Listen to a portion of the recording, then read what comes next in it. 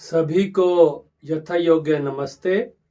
मैं आचार्य सूरज प्रकाश शास्त्री, विषय व्याकरण हिंदी संस्कृत। और आज का हमारा प्रसंग है उत्व संधि। सूत्र है हसी च। और इससे पहले कि इसकी मैं व्याख्या करूं, इसके बारे में बताऊं। अब जो हमारा क्रमानुसार भाग चल रहा है वो भाग 47वां चल रहा है।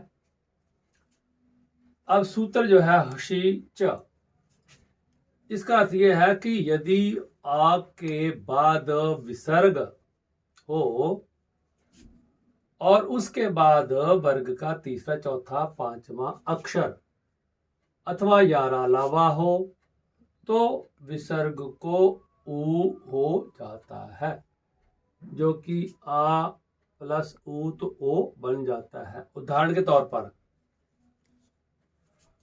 पहली उदाहरण है कह प्लस वर्तते। तो यहां ये जो कहा गया है कि आ के बाद विसर्ग, इसका मतलब ये है कि ये का है ना, का के अंदर छोटा आ है तो आ के आगे विसर्ग लिखा है। आ के बाद विसर्ग है और उसके बाद वर्ण का तीसरा चौथा या पांचवा अक्षर ये है। तो प फ व ये तीसरा वर्ण है। तो इस प्रकार से इधर हुआ आ और आगे है विसर्गे, तो विसर्गों के स्थान पर ऊ हो जाता है। जब ऊ हुआ तो आ और ऊ मिलकर के ओ बना। इस प्रकार से आगे प्लस या वर्तते का वा लगा दिया। तो अब ये जो है का हलंत रह गया था क्योंकि इसमें से आ निकल गया था। तो क प्लस ओ प्लस ये वर्तते का वा तो बना को वर्तते। इस प्रकार से यह शब्द निष्पन्न हुआ। नंबर 2 दूसरी उदाहरण है नृपः प्लस रक्षति। इसी प्रकार से नृप में आ है क्योंकि ये पा पूरा है और पूरे का तात्पर्य कि एक व्यंजन है और एक स्वर है। तो इस प्रकार से ये जो स्वर अ है आगे विसर्ग है, तो ये आ आगे विसर्ग है तो विसर्ग के स्थान पर ऊ हो जाता है। आ और ऊ मिलाया तो ओ बन गया और प्लस ये रा है ये इसका। अब आ और ओ बना आगे प्लस रा है तो ये पा हलंत है, पा प्लस ओ और प्लस रक्षति। तो क्या बना, बन गया है नृपो रक्षति। इस प्रकार से द्वितीय उदाहरण निष्पन्न हो गई। तीसरी उदाहरण है राम प्लस जयति। तो मां में आ है तो ये आ है, आगे है विसर्गे तो विसर्गों के स्थान पर ऊ हो जाता है। तो यह बन गया और ऊ मिलकर ओ बन गया, आगे प्लस ये जा है। इस प्रकार से ये मां हलंत रह गया और प्लस ओ है और प्लस जयति बना, मिलाया तो बना रामो जयति। यह शब्द निष्पन्न हुआ। चौथी उदाहरण में है बालक प्लस नृत्यति। तो बालक में का में आ है तो ये आ है, आगे है विसर्ग तो विसर्ग को काट करके इसके स्थान पर ऊ हो गया, आ ऊ मिलकर ओ बन गया। आगे जो ओ बना आगे है नृत्यति का, नृ का संक्षेप में नृ किया है। ये का हलंत है तो का प्लस ओ प्लस नृ तो बना बालको नृत्यति। बालक जो है नाचता है। आगे जो है पांचवी उदाहरण है क्षीण प्लस भवती। तो क्षीण में अणा में आ है तो आगे विसर्ग है, विसर्गों के स्थान पर ऊ हो जाता है। तो आ ऊ मिलकर ओ बना, ये भा भवती वाला भा है। तो इस प्रकार से ये जो अणा है हलंत है और इसमें ओ है और इसमें भा है, जब इनको मिलाया तो क्षीणो भवती शब्द संपन्न हुआ। छठी उदाहरण में है देव प्लस वदति। तो देवः, तो देव वा में आ है, आगे विसर्ग हैं तो विसर्ग को स्थान पर ऊ हो जाता है।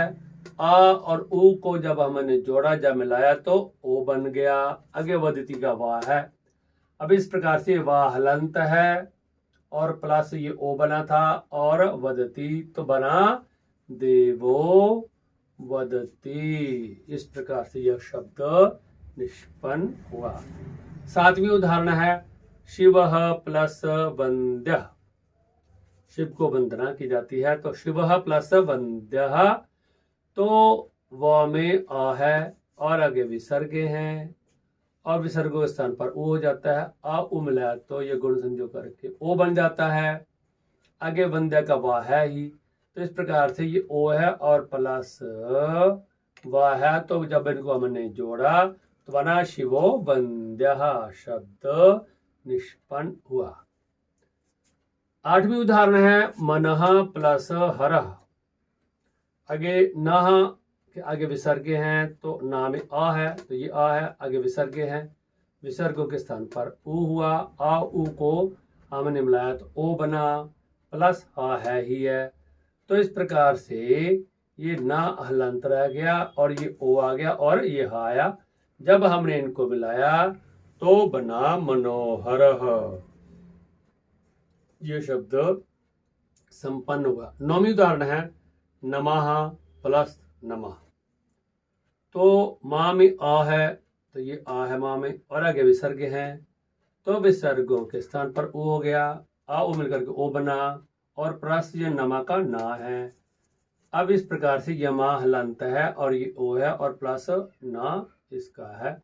जब हमने इनको जोड़ा तो बना नमो नमः, शब्द निष्पन्न हुआ या संपन्न हुआ। 10वीं उदाहरण है यशः प्लस द। तो श में आ है तो ये आ है और आगे विसर्गे हैं, विसर्गों को स्थान पर ऊ हुआ। आ ऊ को मिलाया तो ओ बन गया और प्लस ये दा है। अब ये जो शाह हलंत रह गया है और ये ओ है और दा इसका है। जब इनको हमने मिलाया तो बना यशोदा, ये शब्द निष्पन्न हुआ। तो इस प्रकार से ये जो संधि है उत्तव संधि है, विसर्ग संधि का भाग है उत्तव संधि। हर्षिचा सूत्र के अनुसार ये मैंने बताया है। भाग हमारा 47वां चल रहा है। मुझे उम्मीद है कि आप लोगों को ये अच्छी प्रकार से समझ में आ गई होगी। ये जो संधि है 6ठी क्लास से लेकर के 10th क्लास तक रीड का एग्जाम देने वाले विद्यार्थी, आरपीएस का एग्जाम देने वाले विद्यार्थी और लोक सेवा योग का एग्जाम देने वाले परीक्षार्थी या विद्यार्थियों के लिए ये बहुत ही उपयोगी है। वे अच्छी प्रकार से इसे याद कर लें और इसे लाभ उठाने का प्रयास करें। मैं आप लोगों से उम्मीद करता हूँ, आशा करता हूँ कि आप मेरे चैनल को सब्सक्राइब अवश्य में करेंगे, जिससे कि मैं नए नए वीडियो आप लोगों की सेवा में प्रस्तुत कर सकूं और आप उससे लाभान्वित हो सके। इति ओम शम।